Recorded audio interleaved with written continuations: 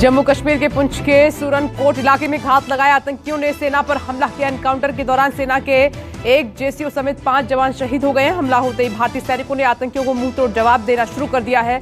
Encounter लगातार जारी है। सेना ने पूरे इलाके को घेरा हुआ है।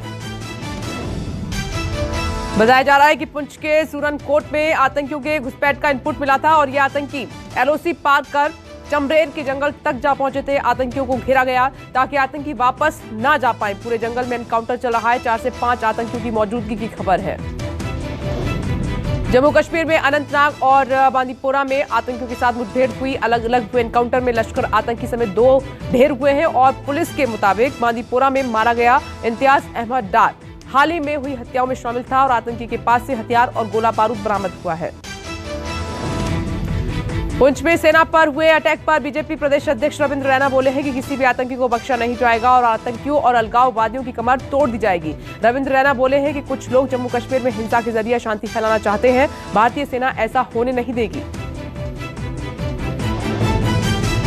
ये सेना, जम्मू कश्मीर पुलिस और हमारे पैरामिलिट्री फोर्सेस के बहादुर जवानों ने पाकिस्तान की और आतंकवादियों की हर साजिश को विफल किया है। आगे भी तमाम साजिश करने वालों को विफल करेंगे। किसी भी साजिश करने वाले को हम जिंदा नहीं छोड़ेंगे। आशीष मिश्रा को जेल या पुलिस रिमांड, थोड़ी देर में कोर्ट सुनाएगी फैसला। कोर्ट ने रिमांड या न्यायिक हिरासत पर फैसला सुरक्षित रखा है। वीडियो कॉन्फ्रेंसिंग के जरिए जेल से आशीष मिश्रा की पेशी हुई। सुनवाई के दौरान पुलिस ने कहा कि आशीष मिश्रा से सिर्फ 12 घंटे पूछताछ हो पाई है, जिसमें उसने जवाब नहीं दिए। सीधे 14 दिन की रिमांड चाहिए। गृह राज्य मंत्री अजय मिश्रा के खिलाफ कांग्रेस का आज पूरे देश भर में प्रदर्शन है। मौन व्रत रखकर कांग्रेस ने अजय मिश्रा को केंद्रीय मंत्रिमंडल से बर्खास्त करने की मांग की है।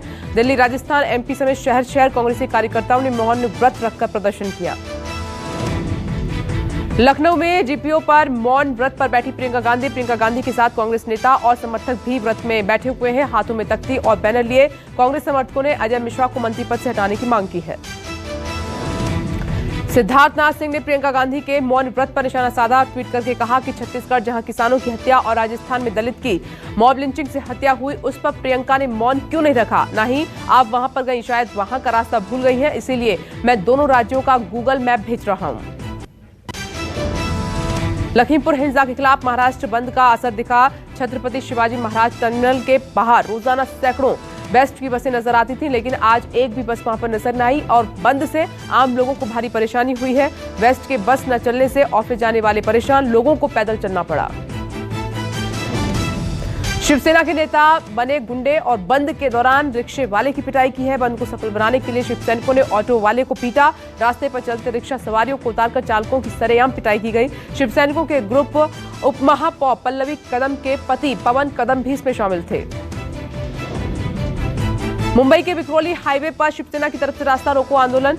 हाईवे पर टायर और सूखे पेड़ की टहनी जलाकर रास्ता रोका गया। संजय राउत के भाई सुनील राउत खुद भी इस आंदोलन का हिस्सा हुए और लगभग 1 घंटे से ज्यादा विक्रोली हाई के दोनों रास्तों पर हाईवे पर ट्रैफिक जाम रहा। उत्तराखंड चुनाव से पहले बीजेपी को बड़ा झटका लगाया। अपने विधायक बेटे के साथ मंत्री यशपाल आर्या ने कांग्रेस में वापसी की और कांग्रेस नेता हरीश रावत और केसी वेणुगोपाल की मौजूदगी में यशपाल आर्य कांग्रेस में शामिल हुए हैं। यशपाल आर्य उत्तराखंड के बाजपुर सीट से और उनके बेटे संजीव आर्य नैनीताल सीट से विधायक हैं। कर रहा था लगातार की एक विचारधारा, उस विचारधारा में अपने को मैं समायोजित नहीं कर पाया था। उस विचारधारा में अपने को अलग थलग महसूस कर रहा था और जो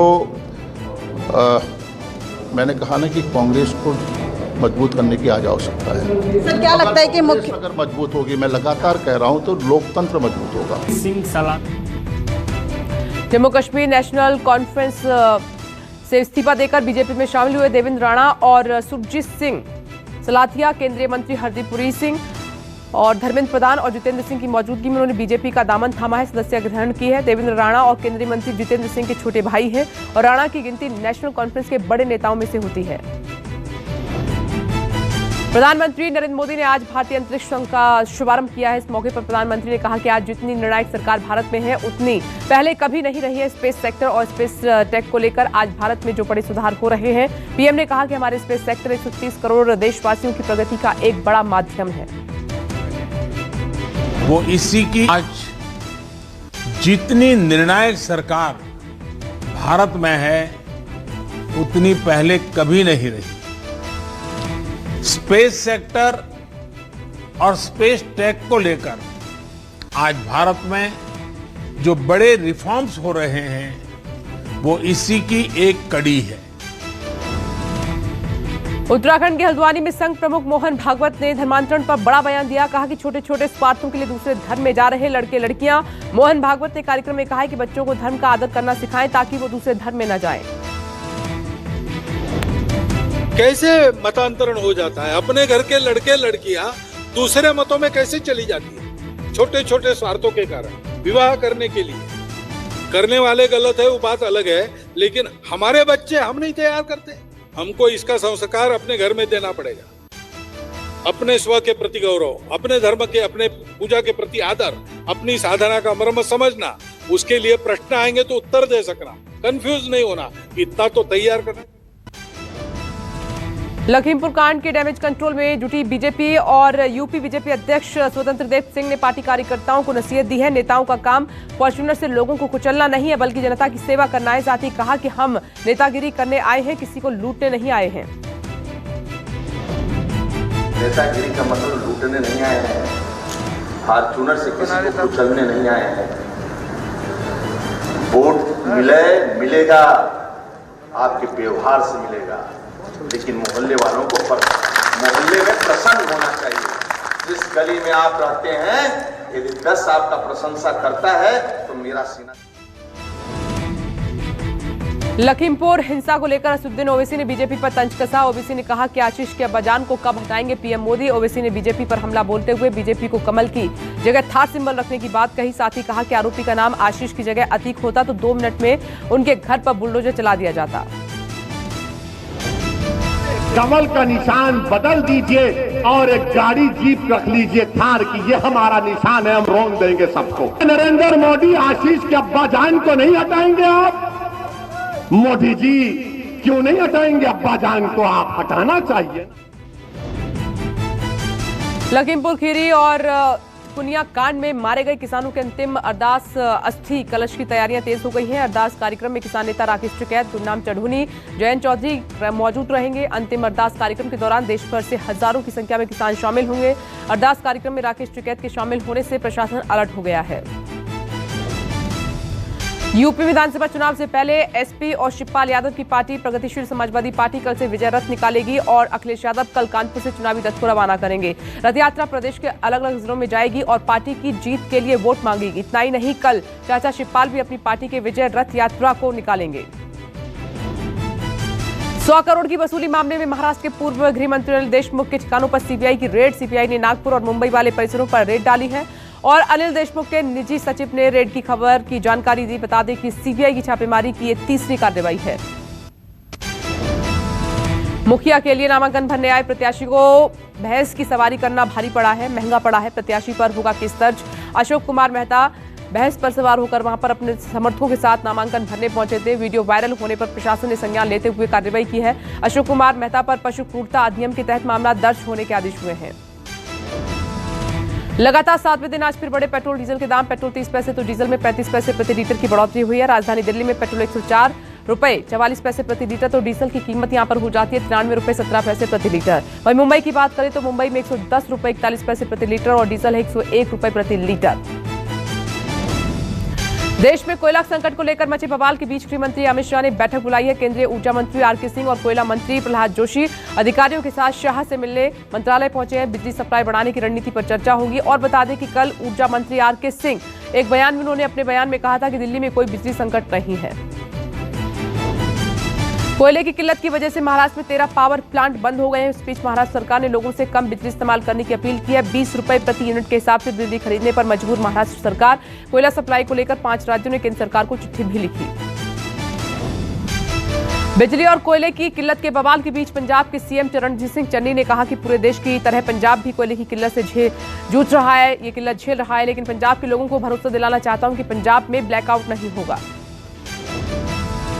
दिल्ली के सीएम अरविंद केजरीवाल ने कहा कि कोयले की कमी से पूरे देश में स्थिति नाजुक बनी हुई है और इसे हम सब मिलकर सुधारने की कोशिश कर रहे हैं। बिजली संकट से बचने के लिए हम सब पूरी कोशिश में जुटे हैं।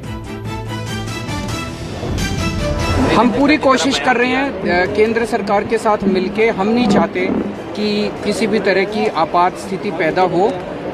पूरे देश के अंदर इस टाइम स्थिति काफ़ी नाजुक है। कई सारे मुख्यमंत्री केंद्र सरकार को ताजा बर्फबारी से अमरनाथ गुफा की चारों तरफ जो पहाड़ियां हैं वो बर्फ से ढकी हुई हैं। पहाड़ों पर हर तरफ बर्फ की सफेद चादर नजर आ रही है। कोरोना की वजह से इस साल भी पवित्र अमरनाथ यात्रा रद्द कर दी गई है। ताजा बर्फबारी से गुलजार हुआ जम्मू कश्मीर। जोजिला दर्रा, सातना टॉप, कुब्बाड़ा में हुई बर्फबारी शुरू और बर्फबारी से पर्यटकों के चेहरे खिले हैं। जम्मू में मौसम ने करवट ली है। तेज हवाओं के साथ बारिश हुई। मौसम विभाग के मुताबिक घाटी में तापमान 22 डिग्री से नीचे रहेगा।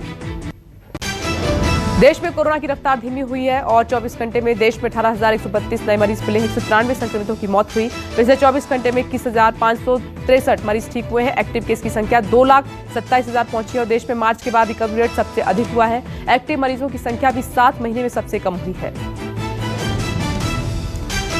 देश में वैक्सीनेशन का आंकड़ा 95 करोड़ के पार हुआ है। स्वास्थ्य मंत्री मनसुख मंडाविया बोले हैं कि जल्द 100 करोड़ का लक्ष्य पार करेगा इंडिया। भारत में कोविशील्ड, कोवैक्सीन और स्पुतनिक भी लगाई जा रही है। वैक्सीनेशन अभियान 16 जनवरी से शुरू हुआ था और 8 महीने में रिकॉर्ड वैक्सीन लगाई गई। ब्रिटेन जाने वाले भारतीयों के लिए राहत की खबर है। कोविशील्ड लगवा चुके भारतीयों को आज से यूके पहुंचने पर क्वारंटीन नहीं होना होगा और पहले ब्रिटेन जाने पर वैक्सीन लगवाए हुए भारतीयों को क्वारंटीन होना पड़ता था, पर भारत के विरोध के आगे क्वारंटीन होने से छूट मिली है। कोलकाता में दुर्गा पंडाल में सीएम ममता बनर्जी को मां दुर्गा के रूप में स्थापित किया गया। मूर्ति के हर हाथ में ममता सरकार की योजनाओं को दर्शाया गया है। साथ ही महंगाई, भ्रष्टाचार को महिषासुर के रूप में दिखाया गया। ममता की मूर्ति के पास में ही मां दुर्गा की मूर्ति रखी गई है, जिसे देखने के लिए लोग दूर दूर से पहुंच रहे हैं। पटना में मंदिर के पुजारी की अनोखी भक्ति। नवरात्र में नागेश्वर बाबा गंगा जल से भरे 21 कलश अपने सीने पर रखकर मां दुर्गा की उपासना कर रहे हैं। नागेश्वर बाबा पिछले 25 सालों से यह अनुष्ठान करते आ रहे हैं, जो अपने इस अनुष्ठान में 9 दिनों तक व्रत भी रखते हैं।